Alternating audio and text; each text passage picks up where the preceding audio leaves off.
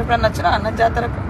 చాలాసార్లు వచ్చినా, అంటే చిన్నప్పటి పెద్ద జ్ఞాపకం ఎక్కువ లేదు కానీ ఎంపీ అయినాక తెలంగాణ ఏర్పాటు కావాలని మొక్కి 2013లో అప్పుడు అనేక సార్లు వచ్చినా ఒక మాట యాదుకున్నది. 2014లో తెలంగాణ బిల్ ఫిబ్రవరి 13 రోజు పార్లమెంట్ ఇంట్రడ్యూస్ అయ్యే రోజే సేమ్ డే వనం నుంచి దేవతలు కిందికి మన గద్దెల కాడికి వచ్చారు అనేది లెక్క కరెక్టేనా? కదా, అంటే మనం 60 ఏళ్ల నుంచి జనం ఎట్లయితే తెలంగాణ కావాలి తెలంగాణ అంతకుముందు కూడా ఎవరు వచ్చినా బెల్లం ముద్దలు పెట్టుకొని జై సమ్మక్క సారలమ్మ జై తెలంగాణ శివరాత్రి ఉంటే కూడా అనుకుంటూ వచ్చేది. ఆ తర్వాత నేను అక్కడ అప్పుడు ఎమ్మెల్యేగా ఉన్నగా 2009 నుంచి 14 వరకు.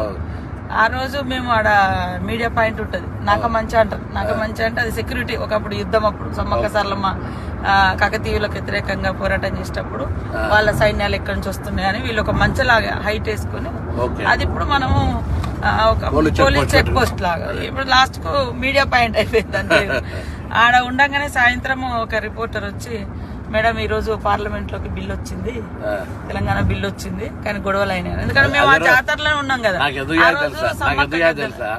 నా పెప్పర్ స్ప్రే అదే రోజు స్పీకర్ అడ్డం నిలుస్తున్నాం మేము, బిల్లు పెడుతున్నంటే మొత్తం రాజగోపాల్ ముందు నుంచే బిల్లు పెట్టనీయమంటుండే. ఎట్లా పెట్టనీయరు ఏంది అనే దాని మీద మేము మొత్తం ఎంపీలు అందరం స్పీకర్ కు హోమ్ మినిస్టర్ అడ్డం నీళ్ళు ఉంటాం కదా, పెప్పర్ స్ప్రే కొట్టింది. అందుకే ఆ రోజే అమ్మవారు వచ్చి మాకు, ఎందుకంటే తల్లి అమ్మవారిని విశ్వాసం బాగా నుంచి కూడా అమ్మవార్లను మొక్కుడు, మనం జనరల్ గ్రామ దేవతలు వీకర్ సెక్షన్ కాబట్టి బాగా ఎక్కువ విశ్వాసం కదా.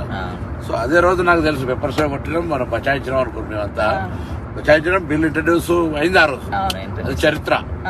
అమ్మలు కూడా మాకు కూడా చాలా అంటే ఆ బిడ్డలుగా తర్వాత ఆ ప్రాంతం గారే మన దేవుడి మొక్కు చాలా మంది మొక్కుకున్నారు. ఆ మొక్కును ఈ దేవతలు జనంలోకి వస్తూ వస్తూ అజ్ఞాతంలో ఉన్న 60 ఏళ్ల బిల్లును పార్లమెంట్ లో ప్రపంచం ముందు పెట్టారు. అక్కడున్న తల్లి సోనియమ్మ కూడా వాళ్ళిద్దరు కూడా ఉండే, సరే సుష్మా స్వరాజ్ కూడా చేసింది. వాళ్ళిద్దరు మన మీరా కుమార్ గారు, సోనియమ్మ, సుష్మా స్వరాజ్. అట్లా చాలా చాలా అంటే మహిమలు ఉన్నది అనడానికి అదొక నమ్మకం. చాలా మంది ఇంతమంది ఆఫీసర్లు అక్కడ పనిచేస్తారు కదా, ఎవ్వరికేం కదా, అందరు మంచిగా అంటే సంతోషంగా మళ్ళీ అందరు ప్రమోషన్లతోటి ఆనవాయితీగానే వస్తున్నది. ఇన్ని లక్షల మంది ఒక దగ్గర వచ్చి ఉండడం, ఆ 3 రోజులల్లా ఇంత బ్రహ్మాండంగా ఉండడం నిజంగా ఒక ఎన్ని లక్షల మంది వచ్చి ఇంత జరిగినా ఎటువంటి ఇబ్బంది లేకుండా, పెద్ద అంటే తప్పు జరిగిందనో లేదా అటువంటి ఏం లేకుండా పోతుంటది కదా. చాలా చాలా అమ్మవారి దయ తప్ప అది ఎవరో మనందరం గొప్ప ఏర్పాట్లు ఇవన్నీ వేస్ట్ ఇవన్నీ అంతా. అందుకే ఇప్పుడు ఇలా కొత్తగా మేము మన ప్రభుత్వం రేవంత్ రెడ్డి గారు ముఖ్యమంత్రి అయినాక మనం అందరం కూడా మన 6 గ్యారంటీలలో మహిళలకు బస్ ఫ్రీ ఇచ్చినాక నేను కొంచెం భయపడ్డా. ఇంతమంది ఇప్పుడు రోజు 30 ఎంత జరిగింది అనుకుంటారు, 14 కోట్లు దాటిపోయింది. అలా రోజు సంఖ్య మహిళలు పెరుగుతా ఉంది. అయితే ఈ సమ్మక్క సారక్క చేస్తే బస్సులు మేనేజ్మెంట్ అయిద్దా కదా భయపడి మీటింగ్ రోజు కూడా ఏం చెప్పినా, చూడు దేవాలయం కార్యక్రమాలు నిర్వహించేది ఒకరైతే, వచ్చేపోయేటోళ్ళకి జనానికి సంబంధించి ఒకరైతే, బస్సుల నిర్వాహకులు ఒక స్పెషల్ ఆఫీసర్లు పెట్టి క్రౌడ్ మేనేజ్మెంట్ చేయకపోతే ఇబ్బంది అవుతుంది. ఒక బస్సు ఎక్కడైనా ఇబ్బంది టైర్ వాళ్ళకి, ఇప్పుడు అదంతా నేచర్ గా టైర్ కి ఏమైనా అయింది అనుకో, బస్ అయిపోయింది మొత్తం ఎంత కిలోమీటర్ ట్రాఫిక్ అవుతుంది. అందుకే మధ్య మధ్యలో ట్రైన్లు పెట్టడము ఇటువంటి వ్యవహారం చేయకపోతే నడుతుందని మనం ఎలా జరుగుతుంది. మీరైతే ఫస్ట్ మీ శాఖ నుంచి మహిళలకు బస్ ఫ్రీయే కాకుండా ఇప్పుడు జాతరకు కూడా నాకు డౌట్ ఉండే, అసలు మరి ఇస్తారా ఇయ్యరా ఎందుకంటే క్రౌడ్ ఎక్కువ ఉంటది, మేనేజ్ చేయడం కూడా కష్టమే. బస్సులు కూడా మనకు సరేరా అంత గతంలో చూస్తే ఆ బస్సులను పట్టించుకునేది లేదు, రిపేర్లు లేవు, అని ఆగమాగా ఉన్నాయి. ఆర్టీసీ కొద్దిగా సరే పేమెంట్ అదేంటి ఫైనాన్స్ మినిస్టర్ డిప్యూటీ సీఎం గారు కానీ లేకపోతే ఆర్థిక శాఖ వాళ్ళంతా ఎప్పుడప్పుడు చేస్తారు. ఎందుకంటే మహిళలంతా హ్యాపీగా ఉన్నారు, వాళ్ళకి ఎక్కడికైనా ఫ్రీ అవుతుంది. ఇంకోటి ఏంటంటే ఈవెన్ ఎక్కడికన్నా ఊరు నుంచి పక్కకు పోయి డీమార్ట్ లో షాపింగ్ లో మాల్ కొనుకొచ్చుకుంటున్నారు. రెండోది దేవాలయాలకు విపరీతమైన రష్ పెరిగింది. బంధువులు తల్లి గారిని చూడడానికైనా, బిడ్డ దగ్గరికైనా, హాస్టల్ దగ్గర పిల్లలకి అసలు మామూలుగా ఫ్రీక్వెన్సీ పెరగలేదు. వాళ్ళందరూ కూడా హ్యాపీ. నిజంగా మనం ఏదైతే మాట ఇచ్చినామో, నేనైతే ఎన్నికలప్పుడు చెప్పిన నా తెలంగాణ అక్క చెల్లెలకు, అత్తగారింటికైనా అవ్వగారింటికైనా 1000 ఎకరాలు భోజనం పెట్టినా పోతా అంటే బస్ ఫ్రీ అన్న చూడు, దాంతో చాలా పెద్ద ఒక జరిగింది. మనం మళ్ళా గ్యాస్ కూడా అనేది మహిళలకు సంబంధించి చాలా పెద్ద ఆర్థిక భారం నుంచి బాగా కరెంటు బిల్లు కూడా వాళ్ళే కడతారు. కరెంటు బిల్లు 3,000 అంటే అసలు మహిళలు అయితే అసలు ఇక వాళ్ళు మనల్ని కాంగ్రెస్ మనం ఇలా అదృష్టం మన అందరం ప్రభుత్వంలో ఉన్నాం. ఒక మహిళ చెప్తున్నారు, ఉమెన్ గ్రూప్ స్వయం సహాయక సంఘాలలో మన ఇంద్రవెల్లిలో మీటింగ్ పెట్టినాం కదా, వాళ్ళకి నెలకు 4,000 నుంచి 5,000 మిగులుతున్నాయట. అంత ముందు భారం ఉండేది. ఎందుకు అంటే మేము బస్ ఫ్రీ ఎక్కుతాను, వేరేకి వెళ్ళిపోతే బస్ ఖర్చు వచ్చేది. ఆ బస్సు కిరాయి కట్టకుండా మేము ఏడికి పోయినా కూడా పని చేసుకొని వస్తాను. మహిళా సంఘాలలో కూడా 4,000 నుంచి 5,000 భారం మాకు తగ్గింది మీ గవర్నమెంట్ వచ్చిన. చదువుకున్న పిల్లలక్క నేను నిజామాబాద్ మనం సడన్ గా ఆర్మూర్ బస్ స్టాండ్ కైనా 330 రూపాయలు టికెట్ మంచి పోతుంది వస్తుంది. వీక్లీ ఒకసారి అవసరమైతే 2-3 రోజుల కోసం వేస్తున్నాను. అంటే చాలా కన్వీనియంట్ జరిగింది. దూరం నుంచి 500-600 ఉన్నది బస్ కిరాయి వాస్తవానికి. గతంలో పెంచేసారు ఇప్పుడు. ఎందుకే సమ్మకు కూడా ఏర్పాట్లు బాగా చేయాలని మనం బస్సులకు సంబంధించి దాదాపు 600 బస్సులు పెట్టి మేనేజ్మెంట్ కూడా స్టాఫ్ మా ఎండి గారు కూడా చెప్పినాం, మా సెక్రటరీ కూడా అందరూ మొత్తం ఆన్సర్ అంటే అందరు వస్తారు. అన్ని రకాల ఏర్పాట్లకు ఎక్కడ ఇబ్బంది లేకుండా చేయాలని గవర్నమెంట్ కూడా అటువంటి ఆలోచనతో మనం కూడా అందరం చేస్తున్నాం. కాబట్టి ఆ సమ్మక్క సారక్క కార్యక్రమంలో కూడా భగవంతుని అందరూ ఇంకొకటి ఏంటంటే గొప్ప విషయం ఏంటంటే మనం ఈసారి అందరూ కూడా ఖచ్చితంగా ప్రతి తెలంగాణ బిడ్డ ఇంటికి మనం బంగారం అంటే బెల్లం ఏదో ప్రసాదం పంపాల్సిందే. ఆ కార్యక్రమం కూడా మనం తప్పకుండా నిర్వహించాల్సిన అవసరం ఉంది. అది ఎంతరన్నా కానీ మనకు అన్ని గ్రామ సేవకుల ద్వారా అవసరమైతే ప్రతి నెట్వర్క్ ఉంది. అందులో పంచాయతీరాజ్ డిపార్ట్మెంట్ కావచ్చు, లేకపోతే మనం ట్రాన్స్పోర్టేషన్ కూడా మా ట్రాన్స్పోర్ట్ వ్యవస్థ ఉన్నది మా దగ్గర నాటేస్తుంది. మేము ఇంకో ట్రాన్స్పోర్ట్ లో గూడ్స్ పెట్టాం కదా. సో మనం అందరం పంపుదాం తప్పకుండా. మనం భగవంతుడు మన గ్రామీణ దేవతలు కాబట్టి ప్రకృతి మించింది అంటే ఊరూరులో ఉండే దేవతల నమ్మకాలను ఆ నమ్మకాలు ప్రజలకు ఇంకా బలంగా ఉన్నాయి. అంటే వాళ్ళ ఆదివాసీ బిడ్డలు ఆదివాసీ సమాజం అప్పుడు ఇబ్బంది పడ్డది. అప్పుడు వాళ్ళకు అప్పుడు ఉన్న రాజులకు వ్యతిరేకంగా పోరాటం జరిగింది. కానీ తల్లి బిడ్డలంటే కదా.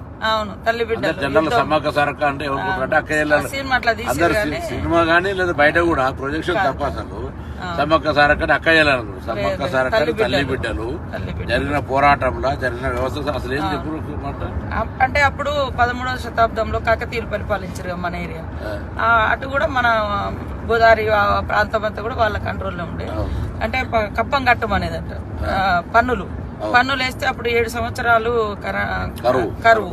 ఈ కరువులో మేము కప్పం కట్టలేము, మేము తినడానికి దొరుకుతలేదని మన సామంతరాజు మేడరాజు ఉండే అన్నట్టు మన ట్రైబల్ గిరిజనుడు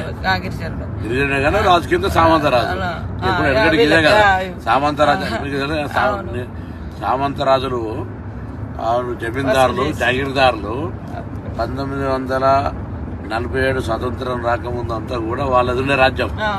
మళ్ళీ ఎట్లయితే స్వతంత్రం వచ్చి మనం భారతదేశంలో ఇల్లేనేమో వాళ్ళంతా కాంగ్రెస్ నాయకులు ఎమ్మెల్యేలు ఎంపీలు అయిపోయి మళ్ళీ ఇప్పటికీ అలాగే దాని తర్వాత తెలంగాణ ఉద్యమం వచ్చింది. మళ్ళీ ఆనాడేమో మనం ముక్తి కోసం విముక్తి కోసం అన్నాం. ఇలా నీళ్లు నిధుల కోసం ఆనాడేదో జరిగింది, మళ్ళీ ఇదే జరిగింది. ఆయన ఇబ్బంది పెడితే మేము కట్టలేమంటే కాకతీయులు యుద్ధం ప్రకటించారు. వీళ్ళ దగ్గరేమో మంచి ఆధునికమైనటువంటి ఆయుధాలు, ఆధునిక ఆయుధాలు. మన దగ్గరేమో బల్లలు, బర్షలు, బాణాలు. అట్లా కూడా పాపం యుద్ధం చేసిర్రు. మంచిగా కాడికి వచ్చినాక వెనక నుంచి కాకతీయ సైనికుడు వెనక నుంచి సమ్మక్కను బర్షతో పొడిచి ఆమె గుట్టలకు వెళ్ళి ఆ చిలుకల గుట్టలో అదృశ్యం అయిపోయింది. ఇంకా కనపడకుండా ఆమె వాడిన వస్తువులు దొరికినాయి. అట్లా ఆమె దొరకలేదు, అట్లా దేవతగా మారి ఇప్పుడు ప్రతి 2 సంవత్సరాలకు ఒకసారి గుట్ట మీద నుంచి కుంకుమబర్ణి రూపంలో ఆమె వస్తువులు తీసుకొచ్చి ప్రతిష్ఠింపజేస్తారు. ఆ 4 రోజులు, ఆ 3 రోజులు గద్దెల మీద ఉంటుంది. ఆ తర్వాత మళ్ళీ శనివారం రోజు జాతర ఏ వారం అన్నా రాని, బుధవారం స్టార్ట్ అవుతుంది, శనివారం నాడు ఎండ్ అవుతుంది. అది ఏ తారీఖు అన్నా కానీ ఏ నెలన్నా కానీ. వారాలు మాత్రం బుధవారం నాడు సార్లమ్మ వస్తుంది గద్దెల మీదకి, బేస్తవారం నాడు సమ్మక్క వస్తుంది, శుక్రవారం నాడు అందరు దేవతలు ఉంటారు. పగిడిద్దరాజు, గోవిందరాజు ఏమో సార్లమ్మకు భర్త, పగిడిద్దరాజు ఏమో సమ్మక్కకు భర్త. సమ్మక్క సార్లమ్మ తల్లి బిడ్డ, జంపన్నేమో కొడుకు, సమ్మక్క కొడుకు. అక్కడ ఆయన వాగుకాడ సెక్యూరిటీగా ఉంటాడు. అంటే అక్కడ ఉంటే ఆయన అంటే సైన్యాన్ని ఆపలేక అవమానంతో అట్లా పడి చనిపోయింది అనేది ఒక కథ. అంటే ఆ వాగుంది కదా జంపన్న వాగు గురించి, అక్కడ దాని పేరు ఒకప్పుడు సంపెంగి వాగు అని ఉండినట. ఆయన చనిపోయింది కాబట్టి ఆయన పేరు మీద జంపన్న వాగు అని వచ్చింది. ఇప్పుడు కూడా మనకు 21వ తారీఖు నుంచి 24 వరకు ఉంటుంది. 21 నాడు సార్లమ్మ వస్తుంది గద్దె మీదకి, 22 నాడు సమ్మక్క వస్తుంది, 23 అందరు దేవుళ్ళు ఉంటారు, 24 సాయంత్రం మళ్ళీ 4 గంటలకు మళ్ళీ యథావిధిగా చిలకలగుట్టకు సమ్మక్కి వెళ్తుంది, కన్నెపల్లికి సార్లమ్మ వెళ్తుంది, గోవిందరాజు అక్కడ కొండాయి విలేజ్ వెళ్తారు. మళ్ళీ అక్కడ వాళ్ళకు గూడులు ఉంటాయి, అక్కడ గుట్టలలో మళ్ళీ అక్కడ ఏ వంశస్థులు ఆ వంశస్థులు. మళ్ళీ ఇది అయిపోయిన తర్వాత నెక్స్ట్ జాతర కూడా ఊర్లలో మళ్ళీ చేస్తారు, తిరుగువారం జాతర. ఎదురు పిల్లలు ఇచ్చుడేమో ముందు వారం, ముందే వచ్చే వారం బుధవారం, ఈ బుధవారం. చాలా మంది మన తెలంగాణలో అందరు కూడా జాతరకు ఉన్నదంటే ఖచ్చితంగా వేములవాడకు వచ్చి ఇక్కడ మొక్కులు తీసుకుని అక్కడికి వస్తారు. మొన్న మేము కూడా మా అమ్మ నాన్న అంత ఫ్యామిలీ అంతా ఫస్ట్ ఆడికి వచ్చారు, ఆడికి పోయి తర్వాత ఇక్కడికి పోవడం మన శివరాత్రి జాతర. అసలు వేములవాడ మామూలు ఇవాళ సోమవారం కదా, లక్షల మంది ఉంటారు. అవును, కానీ మారాలి, అది ఇంకా మార్చాలంటే ముఖ్యమంత్రి 100 కోట్లు ఇస్తే ఇవ్వలేదు. అక్కడ ప్రస్తుత శివాలయాలు నిర్లక్ష్యం ఉంటే సరే మేము ఇప్పుడు దాన్ని నేను మిత్రుడు శాసనసభ్యుడు రాజు కలిసి చేయాలనే ప్లానింగ్ చేస్తున్నాం. దానికి డెవలప్మెంట్ మొన్న అందుకే వీటీడీ డెవలప్మెంట్ కూడా ముఖ్యమంత్రి గారి దగ్గర పెట్టాం. దీని లింక్స్ ఇప్పుడు నిన్న కూడా మనం బడ్జెట్ చదివినప్పుడు మన పెద్ద దేవాలయం వేములవాడ, నేను అలా కాకుండా అదే అదే ఇవన్నీ చేస్తాము. ఏదైనా మొత్తానికి అయితే అక్క సమ్మక్క సారక్క పోతున్నాం అంటే అమ్మవారిని మొక్కి ఈ కార్యక్రమం ఎటువంటి విఘ్నాలు లేకుండా అందరు భక్తులు వచ్చి మంచిగా ప్రభుత్వం ఇస్తున్న ఉచిత బస్సు కావచ్చు, అక్కడ మనం ఇప్పటికీ ఏర్పాటు చేస్తున్న సౌకర్యాలు కావచ్చు, ఏదున్నా లోకల్ గా నేను స్కూల్ ఓనర్ కూడా కోరుతా ఉన్నా, మీరు బస్సులో పోతా అంటే ఇవ్వండి. మీరు అన్ని బస్సులనే రావాలి, అందరు ఇళ్ళనే కాదు, స్కూల్ బస్సులు ఫ్రీ ఇవ్వండి. ఎవరికి వాహనాలు ఉంటే వాళ్ళకు వాళ్ళ ఫ్యామిలీ పోయినాడు ఇంకోరైనా పోతా అంటే ఇవ్వండి. అందరూ మొత్తం ప్రజా రవాణా మీద ఆధారపడితే కూడా ఇబ్బంది అవుతుంది. 2 సంవత్సరాలకు ఒకసారి వస్తుంది కాబట్టి అందరూ కూడా అన్ని రకాలుగా ఎవరు ఇప్పుడు భక్తుడికి దేవునికి ఎట్లా సాయం చేయాలనుకో అట్లా సాయం చేయాలి. కొందరు ఉండేళ్ళు వేస్తారు, కొందరు 4 అన్నదానం పెట్టి కార్యక్రమం, అట్లా అందరు స్వచ్ఛంద సంఘాలు కూడా రాష్ట్ర వ్యాప్తంగా ప్రజలకు వచ్చి అన్ని సౌకర్యాలు ఏమని కూడా కొట్టండి.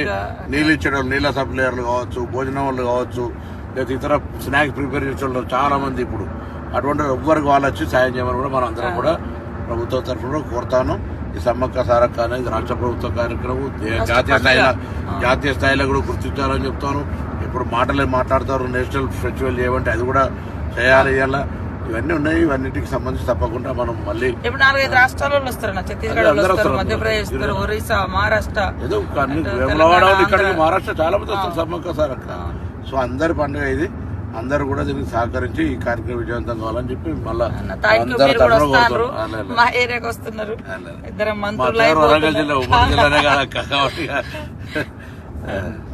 మళ్ళీ ఒకసారి అందరం కుటుంబ పరంగా కూడా వస్తాం. అందరికి స్వాగతం. సమ్మక్క సారక్క అందరికీ విజయవంతంగా భగవంతుడు అమ్మవారి ఆశీర్వచనం ఉండాలని కోరుకుంటున్నాం.